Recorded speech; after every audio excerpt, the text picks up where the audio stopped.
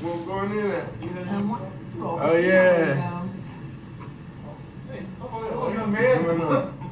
How you doing? Welcome back to the States. How we doing, man? Good. They were trying to draft your ass last year. It's all worked out. Yeah. That's You remember that, right? Yeah, that's what I was about to tell you. Someday we'll get a chance to talk about that. Yeah.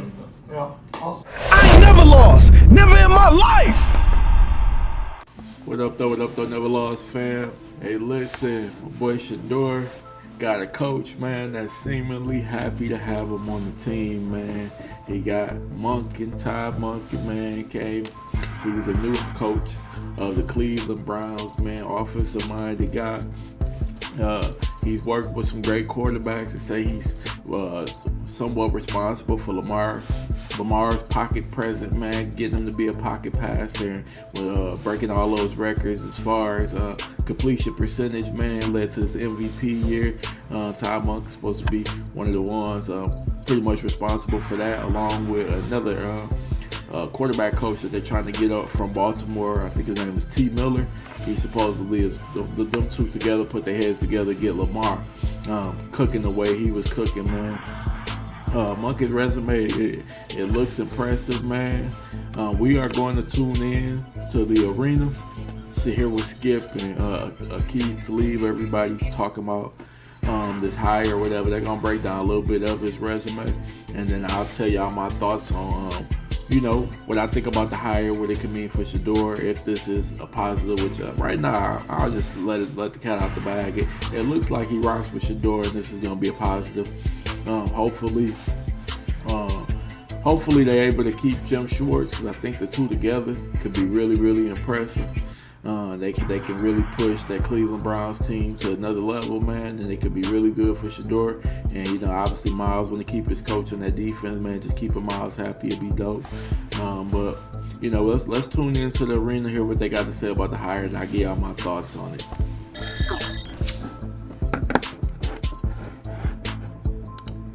Give the Monken hire a letter grade. I went with a B-. Okay. And I like it. I'm gonna tell you what the minus is at the end, but I like Shedeur being paired with a offensive-minded coach. You know what I'm saying? It looked like he liked Shedeur. I think he liked Shedeur. I don't think they would have brought him in if he didn't have a good plan for Shedeur. So I like him being paired with Shedeur, and shit, he's a damn great OC. The Ravens offense been top of the league last 3 years, and before that, he won the Natty 2 times with Georgia, and they fucking dropping buckets. I know that's college, but still, he got a... Yeah. They talk about the 2 Natties at Georgia when he was the OC. He was a head coach for another college team. I can't remember right now. We'll pull it up or whatever. I'll kind of go over some of his resume, but also he has Lamar Jackson and the Ravens. That offense looks phenomenal every single year, man. Aside from this year, even this year, I mean, they almost made the playoffs with no Lamar. Derrick Henry, people were saying he wasn't getting the ball enough. But aside from this year, Derrick Henry had been cooking up year after year after year, man. So it looks like he gets good with the run game, and he's good with quarter. He's just good offensively. He's just a complete offensive mind, man. And I think it's going to be really good for Shedeur to get somebody. And he has a personality, man. He seems very personable. Like I say, you see the moment him, grabbing Shedeur. Hey, man, we're supposed to draft your ass. Now, we together now. It's meant to be, blah, blah, blah. So, from there, all they gotta do is speak some life into Shedeur, man, and you're gonna for sure get the best out of him. This can be a big moment, man. This could be Belichick, Brady, man. That's the high ceiling, man. High hopes. We're gonna let Keith keep cooking. A little head coach experience with Southern Miss, like you mentioned. Actually won the Conference USA Coach of the Year his last year there. You know what I'm saying? Southern Miss, that's who he's coaching. Running the building is running the building. So he got some experience running the building. They wasn't too good in the first couple years. That third year, they made a bowl game. That was a lot better. He got Coach of the Year, so he figured something out. You know what I'm saying? And then he went to the next level with it. So the minus come from you probably going to lose your defensive coordinator. Yep. You know what I'm saying?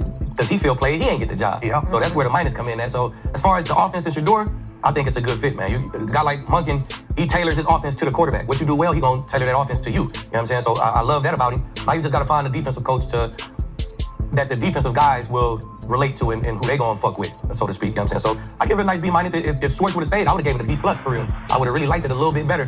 But it come with the territory, man. Yep. So B minus from Lee. All right.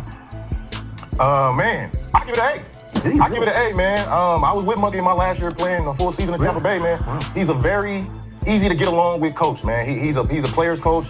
He has that. A lot of people say this. Like I say, we've been hearing that everybody say they rock with him. This is why it's so easy.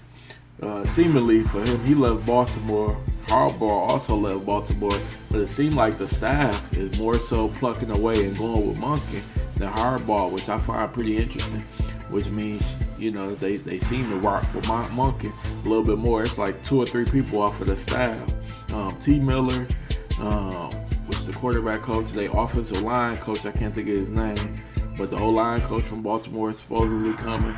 I don't know how many of the people have already signed with Cleveland, but it's been at least 2 or 3 from the Baltimore staff that's already talking about going to Cleveland with Monken. So that lets you know, again, when you're personable, you know, they might have been cool with Harbaugh, but yeah, they just like being around Monken. So that's where we're, you know, they're gravitating towards, man. So it could be some big things in Cleveland.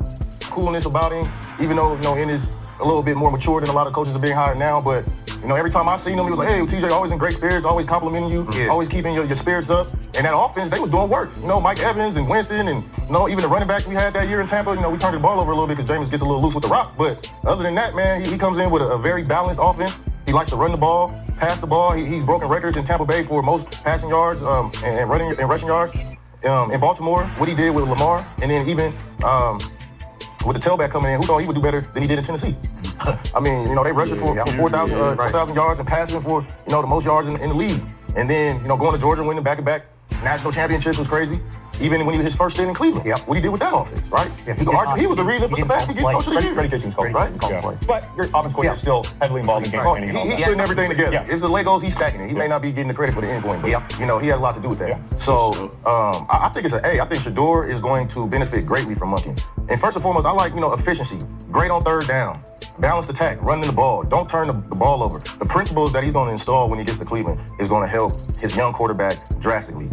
Pre-snap identification, making it easy on your quarterback. Now, I think defensive coordinator, you know, it's something he can find, right? Schwartz didn't get the job, so of course he's a little upset about that, but he's not going all the way yet, right? No, not yet. I think he comes back. He under contract, no, really is. I think it'd be great for him to come back, to put his pride to the side and be like, hey, man, we got a great team. I've done great with this defense. I'm not going to get a head coach out nowhere else. I might say with the dogs that I got here. You feel me? Shit, and improve this defense. I got, you feel me? Anyway, and the talent, and we're talking about the roster. You can go to another team and you're not going to have no Myles Garrett. You're not going to have the defensive rookie of the year at linebacker, Denzel Ward, shut down corner. You know what I'm saying? You got a squad. So you stay right there, you know, get on. That's a good selling point for sure, man. These your guys, you built them up, man. This your squad. So I think it would be easier than maybe, you know, people that know to sell it to Schwartz. And then, you know, it ain't like you got no young.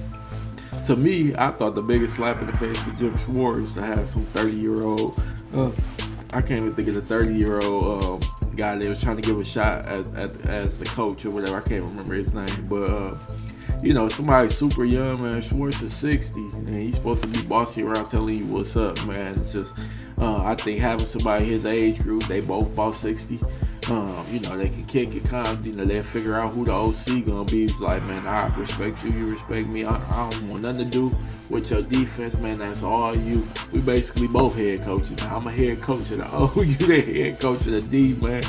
We ain't gonna step on each other's toes, man. But if it comes down to making some sort of decision, you know, where I gotta call it, you know, I'm gonna have the overseeing powers. But for the most part, I'm gonna just let you rock, Schwartz. I'm gonna try not to bother your defense at all. You know, and just let them know, hey, man, we're here to win the title. You know, it's gonna be good for your resume. We're able to boost up and get even more wins. I'm pretty sure people will be banging down the door to get you to be their head coach next year, man. So, you know, you just gotta sell it to him the right way. I think it can work out. Plus, he's under contract, man. So Schwartz, really, he got to at least rock out one more year, man. I'm gonna let them keep cooking them. Get on the bandwagon, man, and y'all can be great. I think gonna be all right, Forrest. They're gonna be straight. I think, you know, we got a playoff berth for the Browns coming real soon. Ooh. Real soon. I like it. That's hopeful for sure, Cody. I gave it a B. I didn't love it at first when it was first announced. I was thinking that they were going to go more along the lines of a younger offensive-minded head coach, like a Shieldhouse, the guy we talked about last week. The more that I sat with it and thought about it, I'm going to choose to be optimistic about this. I think Shieldhouse is the one who's 30. I think it is Shieldhouse, Nate Shieldhouse, if I'm not mistaken.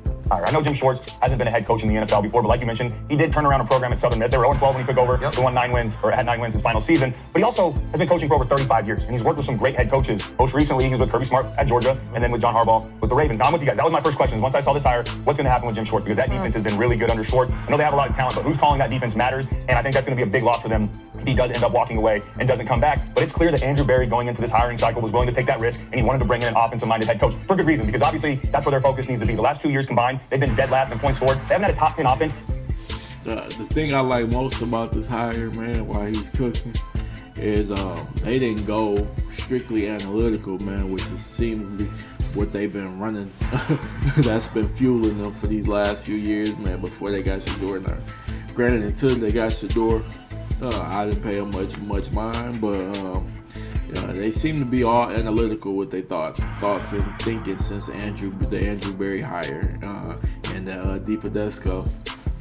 But now I'm like, you get a guy who is football, man. It ain't about the numbers, because they use them analytics. You can make them shape and shift to say whatever the hell you want them to say. You can say, shit, Shedeur is the best quarterback to ever live. You can make them say Shedeur is the worst quarterback to ever touch a football field, man. But at the end of the day, if you watch football, the eye test and see, you can tell Shedeur has definitely got all the qualities and talent to be a top quarterback in this league. He just needs some pieces around him, man, to help out, and a coach that believes in him.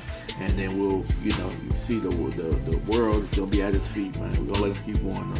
Since 2004, I think Monken can get him over that hump, because he's shown that he's been able to do it. Really, over the last 2 seasons, someone's calling, sorry. Really, no, you're good. Over the last 2 seasons, or really the last 5 years, Monken has been one of the best minds in all of football. Won 2 national championships at Georgia. During that time, too, they were averaging 40 points per game in the SEC. Yep. And he helped Stetson Bennett become a Heisman finalist, and then that transferred over to Baltimore as well. You have, Lamar Jackson won MVP in 2023, and then 2024, 41 touchdowns, 4 interceptions, and had 900 rushing yards. You mentioned, too, the run game. Derrick Henry has been second each of the last 2 years in rushing yards, and 32 rushing touchdowns during that time. The thing that I love most about this hire for Monken and his offense is the versatility within his scheme. He's not the type of coach that's going to come in and say, you need to adapt to what we do. He's going to adapt the offense and accommodate the players that are on that roster.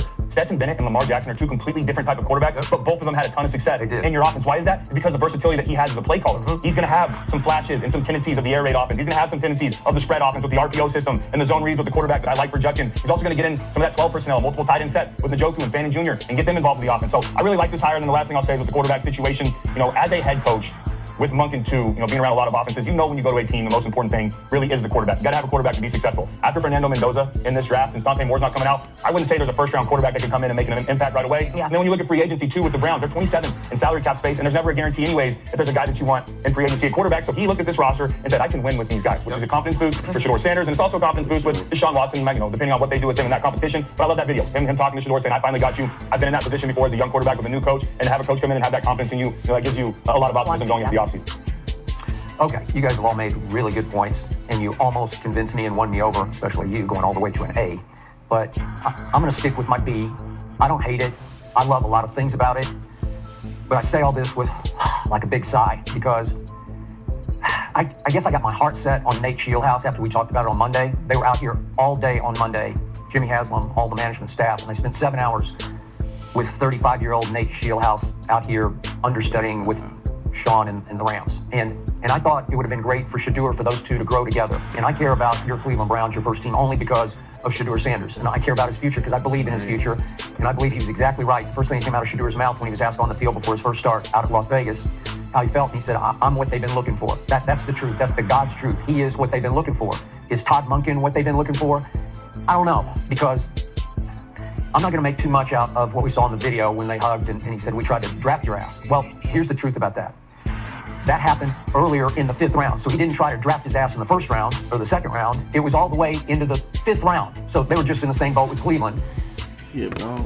Listen, we don't want to harp on the 5th round. I think it sucks, man. Yeah, but it's a position we in now, man. Let's just go ahead and get bypassed. I'm going to let Skip wrap up, man. Then I'll tell y'all, I'll finish my thoughts on everything. And Ozzie Newsome is looking at it saying, well, God, we'll take a flyer on him in the 5th round. And so Ozzie called Dion, obviously Shedeur's father, and said, we're thinking about this. Will this work for you guys? And Dion said, no, because Shedeur wants to go someplace where he'll have a shot. And Lamar's just too good, man. I mean, he's going to be perennial Pro Bowler for the next, 10, 12 years. And Shedeur didn't want to be stuck behind that. And as it turned out, Tyler Huntley was pretty good as their backup, wasn't he? So it was a bad fit for Shedeur. Shedeur made the right choice because, my God, he did get a shot, right? He got to start 7 games when I was pretty sure at the first of the year he'd start no games. And not only did he start the 7, but he showed me a lot. Maybe he didn't show others. I think he showed you a lot, right? Of course. Yeah, right? Yeah, good? Yeah. A lot of flashes. So I'm hopeful that Todd Monken is being authentic with Shedeur. Hey, I believe in you, young man. Let's go. Let's get together. Let's get out on the practice field and go to work. But look, I'm going to bring this up again. I've asked you guys about this. It's very disturbing to me what's happened to black head coaches in the National Football League. And I don't know how you guys feel about it, but I keep bringing it up because it keeps rearing its ugly head. But as I look at it right now, and by the way, Nate Shieldhouse is a young, he's the only black offensive up-and-coming star coach that I know of in the whole pipeline. Well, that's just wrong. I mean, something's going south here where with black head coaches, we got D'Amico Ryan thriving in Houston. And after that, help me out.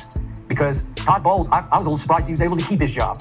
And man, I'm looking at the Jets, and I'm not sure Aaron Glenn's going to hang on much longer. Now, all this runaway speculation about John Gruden's going to get that job that Woody Johnson wants John Gruden. So I don't know how you feel about it, but I'm just looking around at, will Raheem get a shot in Arizona? Now they're saying Clint's going to get whichever job he wants between Raiders and Arizona. That's what Adam Schefter's reporting. It's just disappointing. That's why I wanted Nate Shieldhouse to get a shot, because I think he could be, like we're going to talk about Sean Mannion. He's a Sean Mannion type where if you give him a shot, he just might go places. And I thought he fit Shedeur better because as great as Todd Monken was with Lamar the first 2 years, that last year, it fell all apart. And so it concerns me a little bit how Todd will fit with Shedeur. I don't know for sure. So to some of the points, man, Todd Monken, check out the arena, watch that full episode, man, if y'all want to see the rest. It was a dope talk. But what I'll say is, Monken, from all accounts of people who've known, I'm hearing, everybody say, hey, he's a straight shooter, no nonsense. He gonna let you know exactly what it is. He ain't BS you. He gonna be personable and friendly, but you never gonna have to figure out where you stand with him. It's gonna be straight up and down. Hey man, you stand right here with me. It is what it is, man. Hey, listen, right now, you are the starter on this team, but it's an open competition, man. You can't lose that starting spot if you ain't doing what you need to do, man. But right now, I believe in you. You're the best quarterback on this team, man. If you sit down with Shedeur, hit him with that, man. Hey, man, we are looking at possible free agents to come compete with you, man. We're not going to draft a quarterback because that'd be stupid. We're going to draft all the pieces around you, man. We don't need no young quarterback behind you. We might bring in the veteran, but right now it's your team, man. You got the keys to the castle. It's your job to lose, man. And I think that'll be the easiest way to keep Shedeur happy, as well as just get some continuity within the team, man. I personally, I'm liking the hire every day, man. The more I hear about him, the more I look at that resume, man. It's an A hire for me, man, and especially because I think, because of the age, he got the best chance to keep Schwartz on, to keep Schwartz with him. And I think the combination of the two can be deadly, man. Shieldhouse would have been nice, man. Up and coming black coach with up and coming black player who had a lot of nonsense happening. To put him in this predicament in the first place, that would have been dope. But I didn't know Shieldhouse was black, man. I kind of would have been pushing for that a little bit more too, man. If that's just me. But overall, good hire. I just hope that I hope they announce that he's a starter, man. They get through this free agency, they do what they're supposed to do in the draft, man. And it all goes good, man. I got videos coming up on who I think they should draft. As well as, some free agent players that they should take a look at, man. Y'all stay tuned for that. BDB, man. Again, NevaLoss Pod. I appreciate everybody for tuning in. Like, comment, share, subscribe. Y'all have a good one, man.